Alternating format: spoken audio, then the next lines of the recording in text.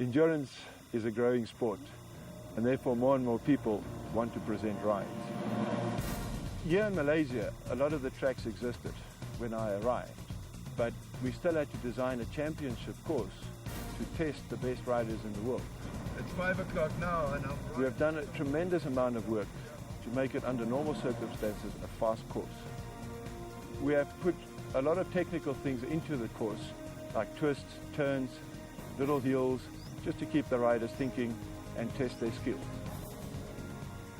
As far as World Championship goes, this is definitely going to be the biggest test for riders than it has been for the last 10 to 12 years, simply because of the weather conditions. Any rider that's not awake or is not thinking while he is riding will definitely not complete this track.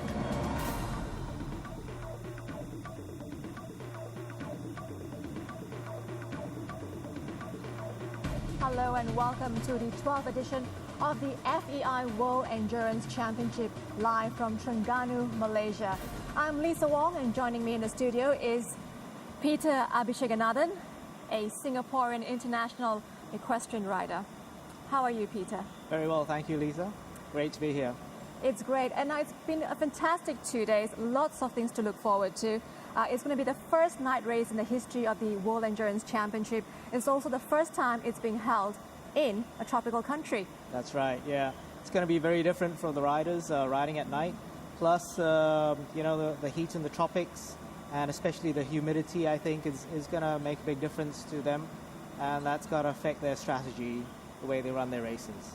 Mm-hmm. Now, these are the participating countries.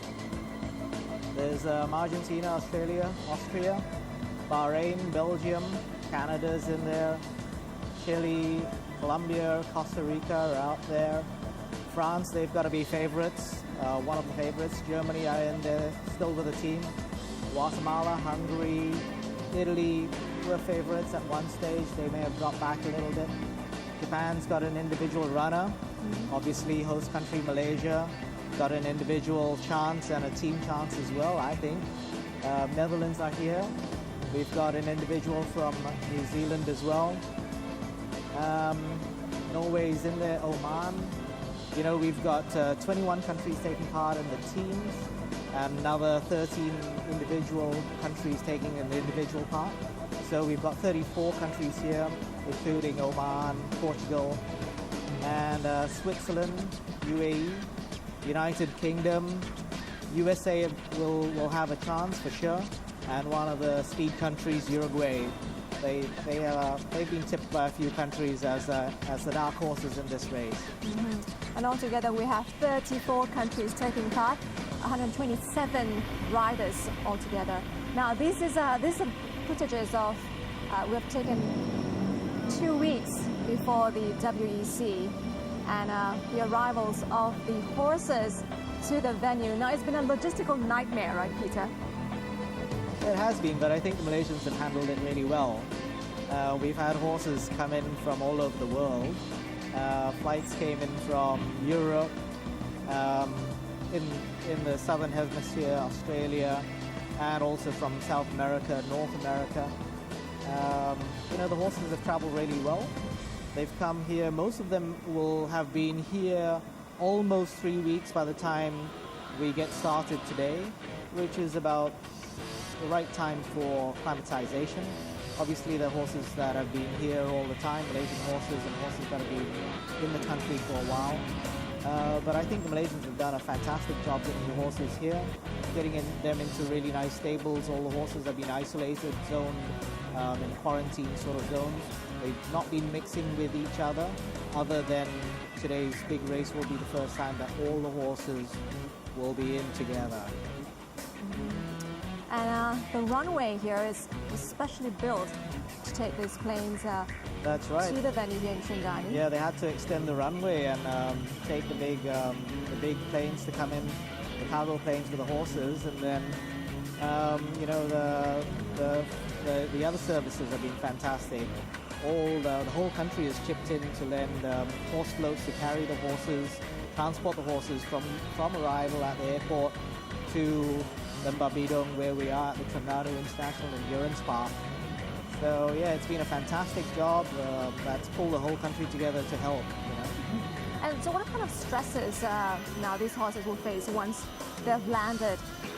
Obviously, there's lots of vets here that's been called in to help out with quarantine as well as the health conditions for the horses. Yeah, there are a lot of stresses, not just on arrival, but the flying also creates stresses. There's something called travel sickness.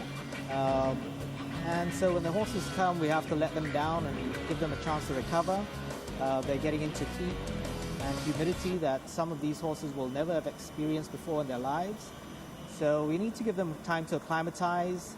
And it's coming to 21 days, 14 to 21 days. Is that enough?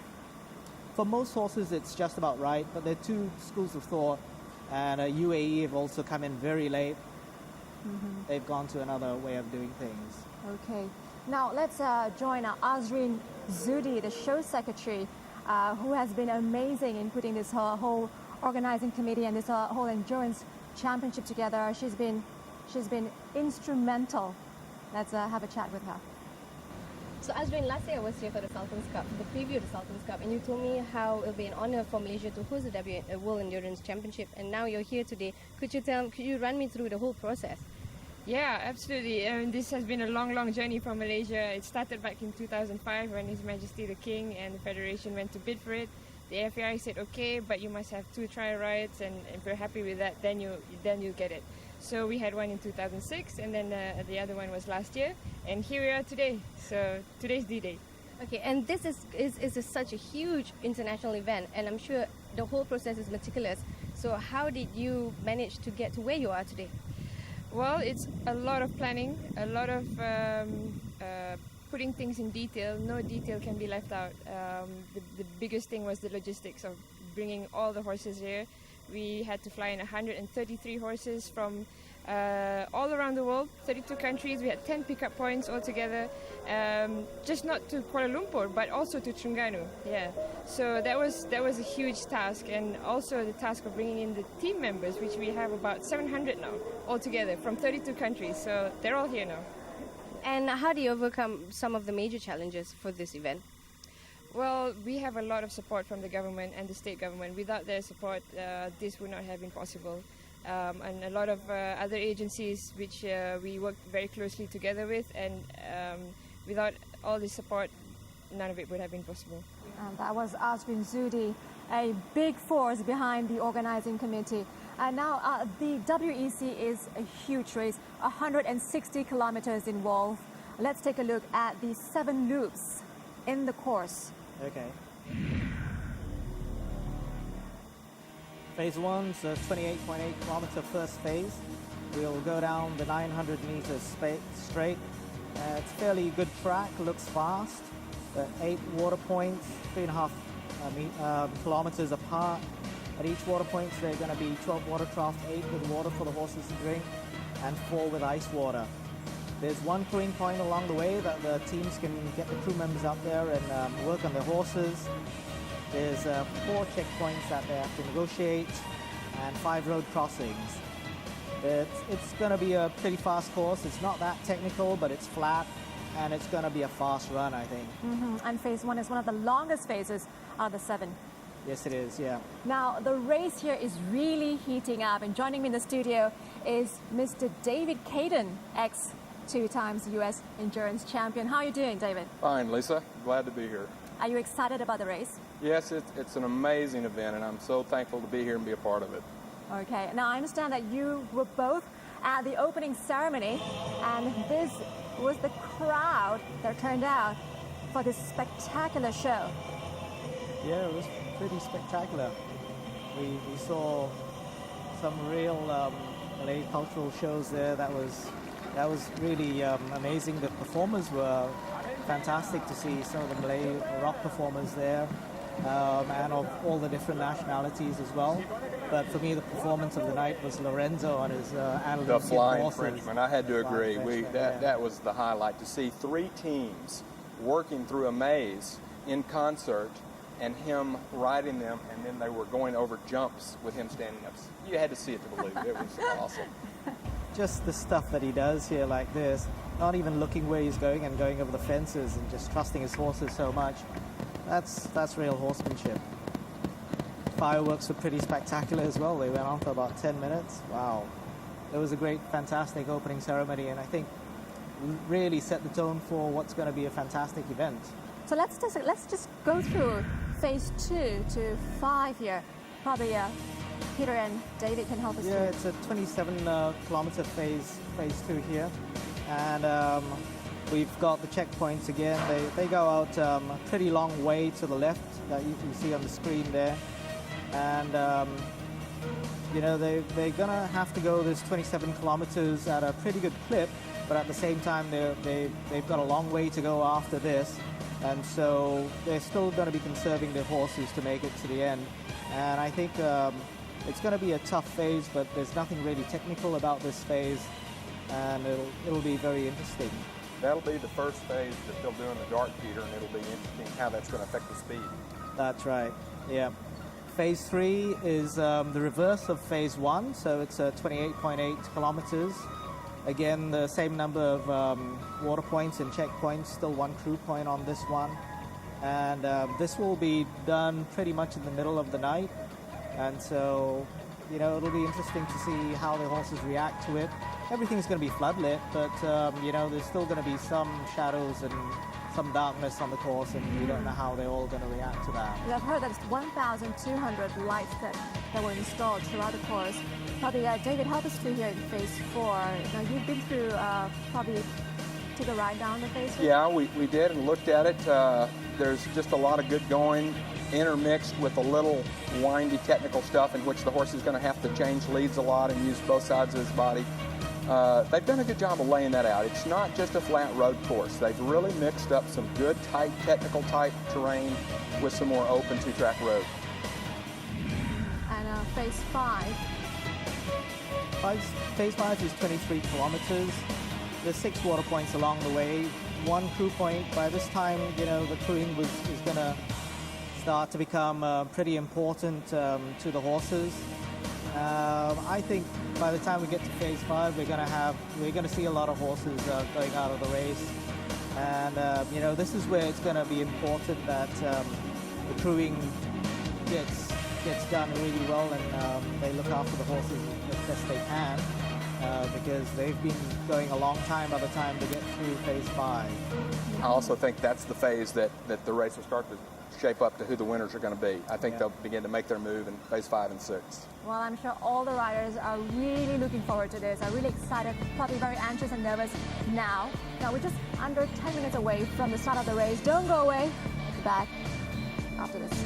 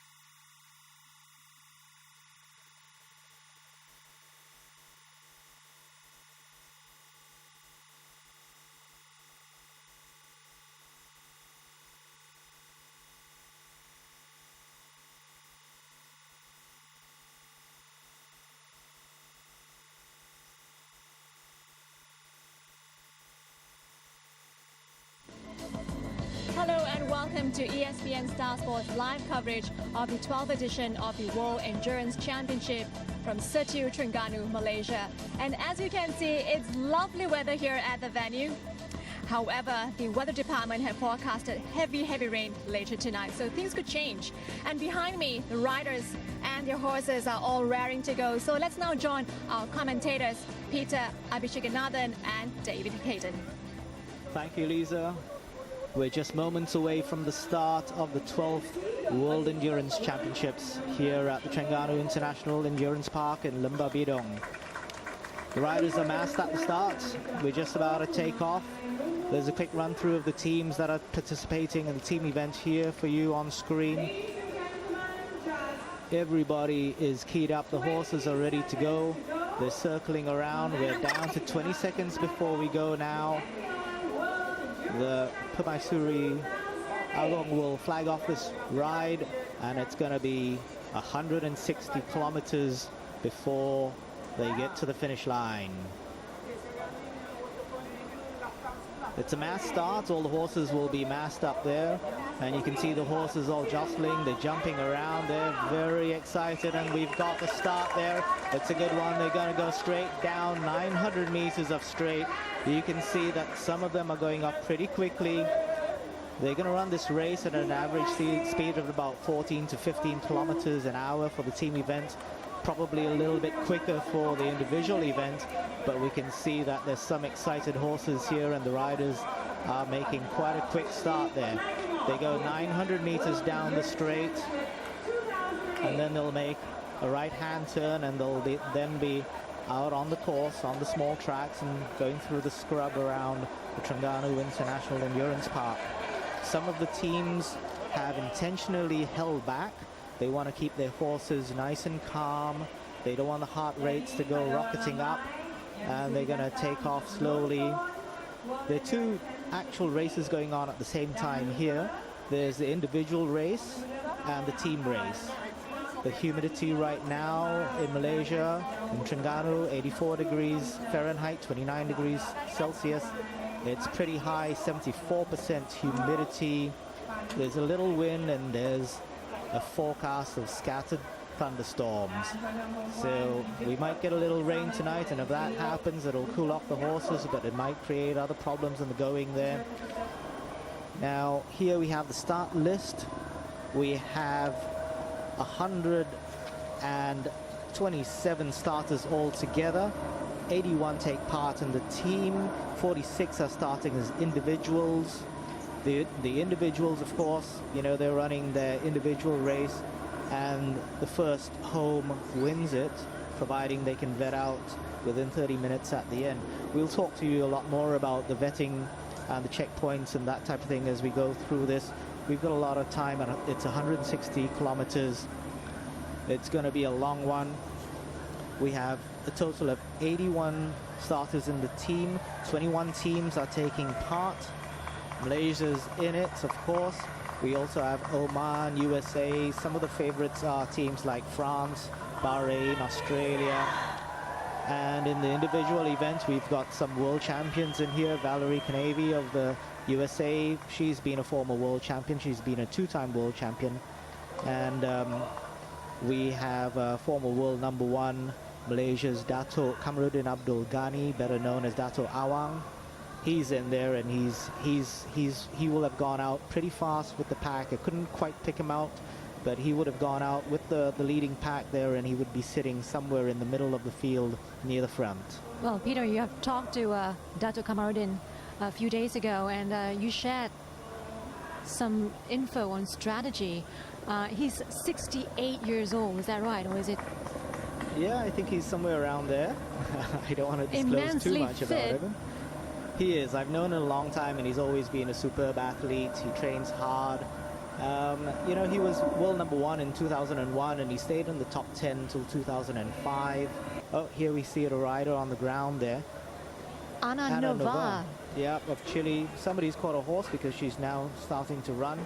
She's trying to get it. Here we've got the Dutch team out there, and they're still waiting for their teammates. You can see what's going on here.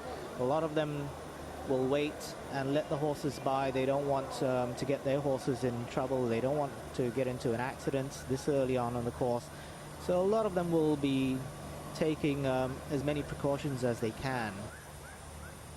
The leader is still number 133, Pio Juan Miguel Olascoaga Amaya from Uruguay. He's out in front. There's a pack of 5 riders out there. They're setting a pretty fast pace. He's the world number 2.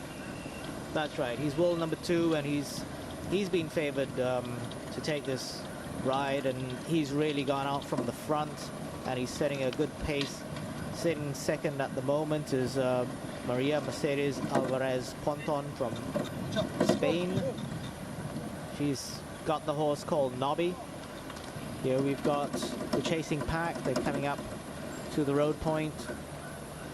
We're looking there at rider carrying start number 3, which is Sheikh Hamdan bin Mohammed Al Maktoum of the UAE. He's on the grey horse, and then number 9, also from the UAE, Sultan Ahmad Sultan bin Sulaim. We're back with the leaders again. Sheikh Hamdan, it might be well to point out, is a former individual world champion. And they have some awfully good horses over there in the UAE. Yep, the Uruguayans said that they'd lead from the front, and they're certainly doing that. It's a cracking pace that they're going up. We're coming up to what is a crew point here. And we've got the leaders. The leaders are in there, and they've jumped. The leaders jumped off, and you can see them working the horses here, putting water on it. David, tell us, what do you think they're trying to achieve here? Well, they're going to be trying to get that horse's core body temperature down. They'll actually probably be taking some rectal thermometer temperatures too.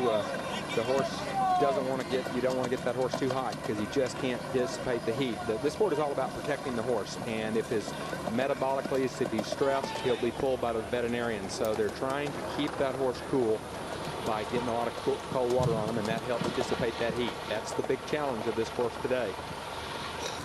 Joining me here, we have Zulu, the chief steward. And Zulu, I understand that you've got some news for us as you just came back here from the track. How fast are these riders going at the moment? Yeah, it's a little bit concerning. They're traveling at about 24 to 25 kilometers an hour at the moment, which is obviously not what we were hoping for. But that might catch up with them at a bit of a later stage. Right. And you said it's something that you've not been hoping for, and why is that? Well, simply because of the conditions and the temperature. It might be a little cool out there, but the humidity is still very high. So, you know, and in those conditions, that speed is not conducive to the horses. They're approaching water point 7 now, which is about 22.6 kilometers. Now they've got a 4 to 5 or 5.5 kilometer stretch all along the beach.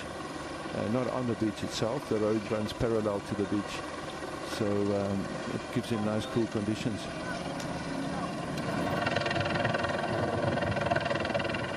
This beach is amazingly pristine. I had a chance earlier in the week to go out and go snorkeling, and the water's crystal clear. You can see the bottom at 20 feet, and it's just really would encourage anyone that wants to come to an exotic destination to consider Malaysia, because it is such a beautiful place.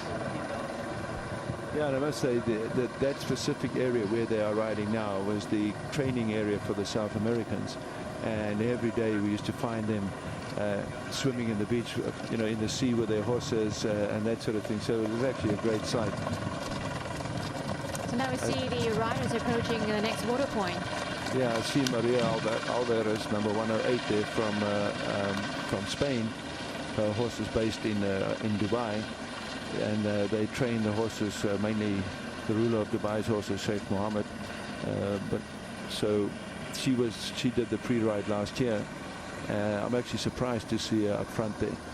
And there's His Highness Sheikh Hamdan, the Crown Prince of Dubai as well, number 3. So he always runs up in the pack. So we'll see how they go. And there's the beach. Yeah, it's just one of the most beautiful sights for any endurance rider, I think, to ride along the beach like that.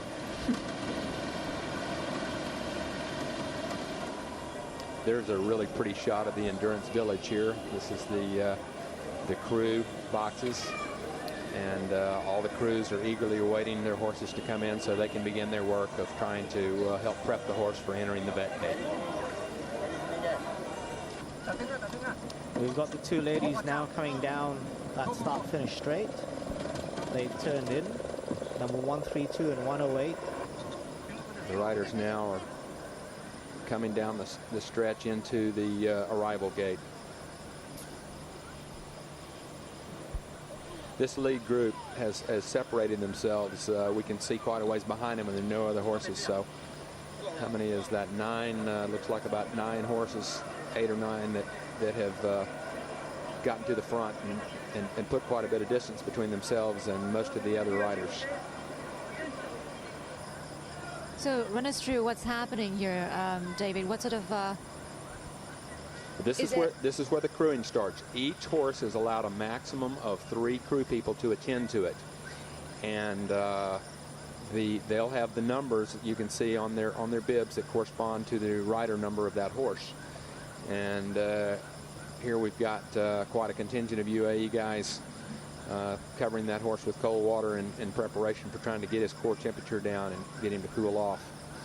Soon a veterinarian will stick a stethoscope on him.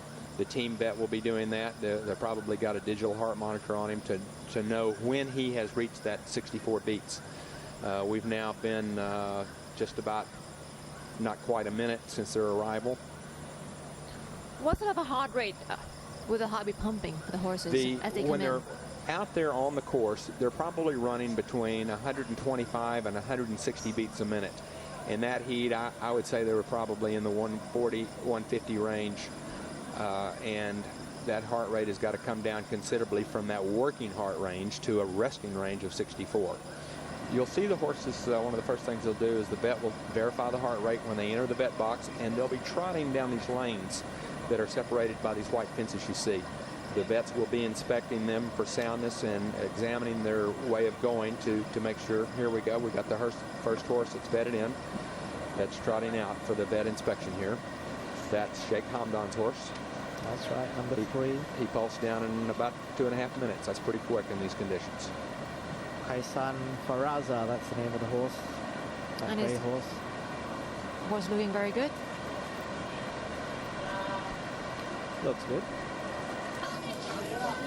So the competitors here, they have a certain time limitation for this vet check procedure. Yes, they've got a maximum of 30 minutes between the time they arrive and in order for their heart rate to reach a resting pulse and be presented to the vets. Otherwise, they're eliminated for metabolic criterion.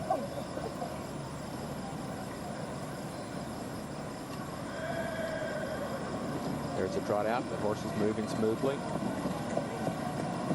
We want to see all 4 feet landing in the same rhythm and with the same degree without any head bob or any flinching or indications of discomfort. Or else they'll be out. Yes, the vets are very rigorous in the enforcement of this, particularly in international racing. Here we've got Maria Alvarez Ponton, number 108. She's the first to clock in. Hamdan bin Mohammed, Sheikh Hamdan, number 3. From Uruguay, Pio Juan Miguel. Number 95 from Qatar is Abdullah Al-Mari. Sheikh Ahmad, number 9 from UAE. We've got the Argentinian Augustin Vita. Another Uruguayan, Juan Cruz Aranda. That's number 129. He's about 8 minutes behind. We've got number 120 Mubarak bin Shafia from UAE. 3 UAE riders, Abdullah bin Huzaim and Muhammad Ali Subos from the UAE. That's the leading pack. Time now for a short break. We'll be back in a moment.